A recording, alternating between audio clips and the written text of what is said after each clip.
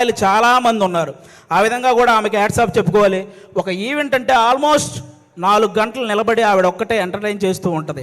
అలాగే ఒక TV show చేయాలంటే ఆల్మోస్ట్ 14 గంటలు నిలబడాలి. అంటే ఈవెన్ లేడీస్ ప్రాబ్లమ్స్ ఉన్నా కూడా ఆ పెయిన్ ఫేస్ మీద తెలియకుండా ఇంతమందిని ఎంటర్టైన్ చేస్తూ వస్తుంది. అంటే తను నిలబడి ఒక షోని నిలబెట్టగలిగే ఏకైక యాంకర్ మన సుమ గారు. ఆల్మోస్ట్ ఇప్పుడు కాదు, 91లో వచ్చారండి. 91 నుంచి అంటే 34 సంవత్సరాల నుంచి నాన్ స్టాప్గా మనందరినీ ఎంటర్టైన్ చేస్తూ తన ప్రమోషన్స్తో ఎన్నో సినిమాలను సక్సెస్ చేసిన సుమగారికి కూర్చొని కాదు, ఒక్కసారి అందరూ స్టాండింగ్ ఓవేషన్ ఇచ్చి క్లాప్స్ కొట్టాలని మనస్ఫూర్తిగా కోరుకుంటున్నాను.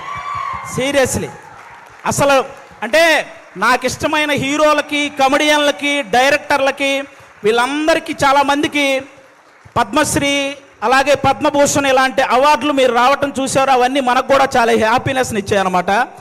తన ప్రొఫెషన్లో ఇంతమందిని ఎంటర్టైన్ చేస్తూ ఇంతమంది చేత ఒక గౌరవం దక్కించుకున్నటువంటి సుమగారికి కూడా అలాంటి అరుదైన గౌరవం దక్కాలని నేను మనస్ఫూర్తిగా కోరుకుంటున్నాను. నిజంగా థ్యాంక్ యూ సో మచ్ సుమగారు. మీతో పాటు ఈ సినిమాలో చేయడం నిజంగా మా అందరి అదృష్టం. అది నేను షోల్లో చాలాసార్లు అప్పుడప్పుడు ఈవెంట్స్లో చేశాను, కానీ ఒక ఫుల్ ప్లెడ్జ్డ్గా ఎప్పుడూ మీతో పాటు ఒక ట్రావెల్ చేయలేదు. ఈ సినిమాలో చేయగలిగాను కాబట్టి నిజంగా థ్యాంక్ యూ సో మచ్ అండి. దానికి థ్యాంక్ యూ. ఇప్పుడు అది ఒక్కటే మాట, అంటే నేను మళ్ళీ మీ మీద పని చేస్తే ఈ సీరియస్నెస్ అంతా పోతుంది. సో నేను దీన్ని చాలా సీరియస్గానే తీసుకుంటున్నాను.